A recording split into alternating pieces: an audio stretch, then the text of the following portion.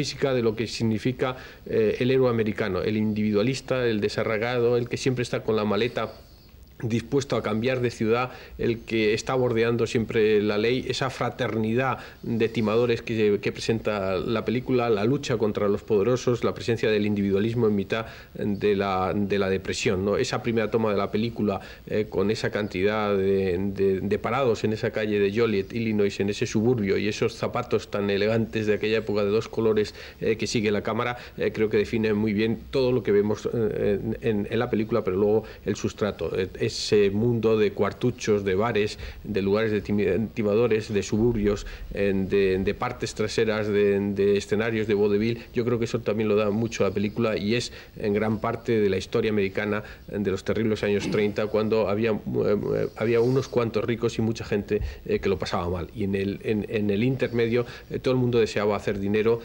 rápido con apuestas controladas por gángsters o por pequeños timadores. Yo creo que todo ese espíritu, como tú dices, picaresco, costumbrista, pero también vamos a llamarle intensamente romántico, porque los dos personajes de Redford y de Newman son de alguna manera perdedores, aunque ganen en determinadas circunstancias. Esas noches que pasan solitarios, bien en un cuartucho detrás de un lugar donde funciona un tío vivo y un burdel, o bien simplemente en uno de esos hoteles anónimos en los que los nombres de los huéspedes pues están incluso grabados a navaja en las paredes de madera de esos hoteles. Creo que revelan que en esta película, tan bien construida, tan bien diseñada, tan hollywoodiense en su mejor concepto, de repente aparece el fogonazo de una historia personal, que es lo que creo que permite que la película no se quede varada en el tiempo y que transmita esa sensación de euforia, de participación creativa, porque también esto es de alguna forma una participación creativa de equipo que produce el gozo, la alegría de vivir que tienen todas las comedias, porque yo creo que El Golpe habría que definirla como una comedia. Por supuesto, y además, como tú muy bien dices, con alegría de vivir. Antonio Jiménez Rico, muy buenas noches. Buenas noches. ¿Participas tú de esa alegría de vivir viendo esta película? Sí. A mí me parece que El Golpe es realmente una obra maestra de la industria del entretenimiento. Como tal obra maestra de la industria del entretenimiento no le falta absolutamente nada. Y además es de una época en la que había allí entonces una prioridad, que son los últimos años en que la prioridad de una película cuyo fin era entretener era el guión. Por supuesto que tiene una dirección artística portentosa, tiene un reparto maravilloso, tiene una música, una fotografía, pero evidentemente hay una prioridad clara, que es que hay un guión extraordinario. Un guión con un estilo narrativo prodigioso, en el que, pese a que dura casi 2 horas, evidentemente no sobra ni una palabra, ni una imagen, pero tampoco falta ni una información, ni un dato, ni un antecedente para que la historia avance, para que la historia crezca y para que los espectadores se sientan absolutamente subyugados por lo que te están contando. A mí me parece que lo más importante es el guión, hasta incluso en algunos pequeños escamoteos o algunos pequeños trucos o trampas que tiene la historia, que todo eso está en función de que la sorpresa, de que el enigma que crean funcione y no haya antecedentes que descubran lo que va a ser para el espectador una sorpresa realmente atractiva. Por otro lado, es una película de pícaros, de timadores, que podría ser una especie de versión a la americana de Los Tramposos, más que de Guzmán de Alfarache, pero es una película muy de pícaros y de timadores, muy a la americana, pero muy reconocible por un espectador latino. Y por último, yo diría que en esta película hay algo portentoso, que es la reconstrucción de un engaño. Cómo se prepara un engaño, que te lo cuentan de una forma meticulosa, en el sentido que a mí me recuerda a una frase que algún crítico dijo hace muchos años, cuando se estrenó en Madrid una obra maestra del cine, que es Más allá de la duda, de Fritz Lang, que la calificó como una puesta en escena de una puesta en escena. Pues realmente ese calificativo vale también para El Golpe, porque en el fondo es la puesta en escena de una puesta en escena, que es todo este engaño prodigioso, que al fin y al cabo es lo que es el cine, un poco dar una apariencia de verdad a algo que es mentira. Por eso yo creo que El Golpe, además de todo, es la puesta en escena de una puesta en escena. Muchas gracias. Por eso te decía yo que hasta los decorados se saben que son decorados, pero hacen la función de estar reproduciendo la estilización de una época. Señor Lament, Muy buenas. Hola, buenas noches. Bueno, pues yo creo que nos debes de hablar tú, que para algo eres profesor de guión en la Escuela de Cine, de este guión que es famoso en la historia del cine y sobre todo, sin ninguna duda, en las encuestas que hay, igual que hay de montadores o de cosas estas, siempre sale como uno de los guiones originales mejores que se han escrito directamente. Sí, no en vano tuvo el Oscar. Claro, no, y además por uno solo persona, que no tuvo retoques desde el primer momento, porque eso sí me lo dijo a mí Tony Bill. Fue llegar el guión y no hubo retoques, ni hubo que llamar a nadie. Era el guión tal cual. Sí, en realidad ya habéis dicho prácticamente todo lo que se debe de decir en una presentación.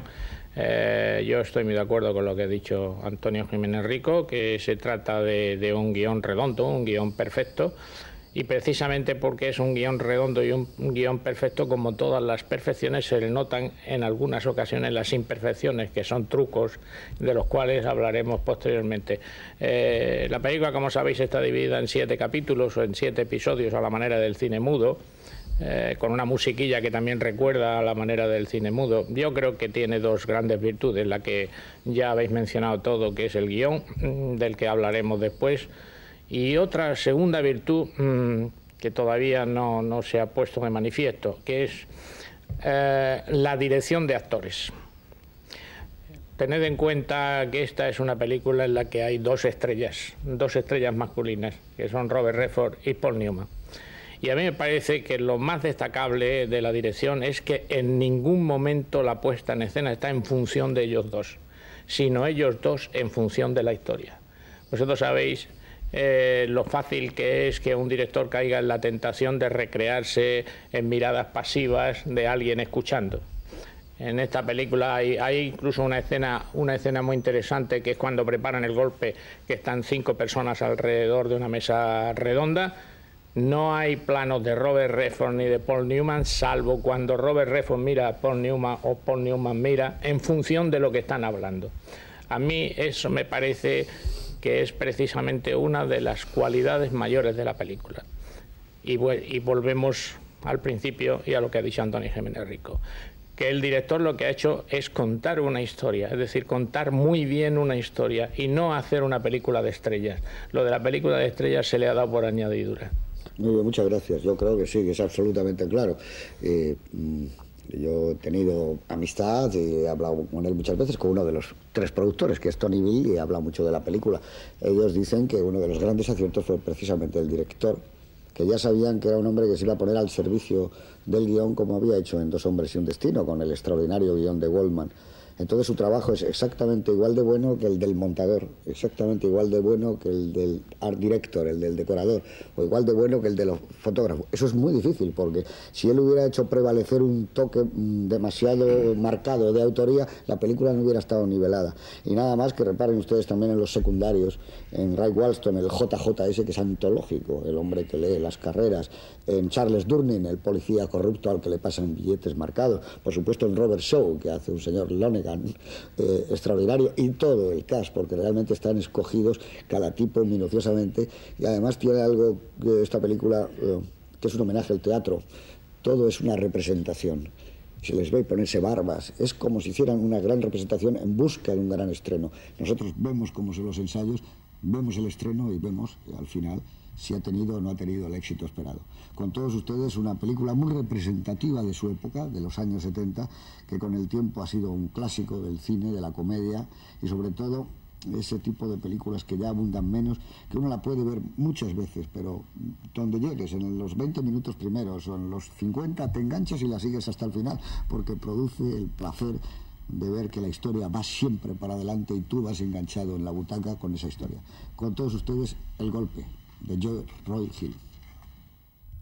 Bueno, pues ya está, acabamos de ver El golpe, todavía tenemos en los oídos el soniquete del pianista, que como decía antes Juan Miguel Lameter, de cine mudo, está la gente saliendo y se está tocando la última melodía que suena a película muda con los cartones, pero no es muda, es del año 1972, la filmación, cuando se levanta en los estudios Universal, Chicago, que es el decorado principal, que yo tuve la ocasión de poderlo ver y realmente era estupendo, apetecía rodar películas allí.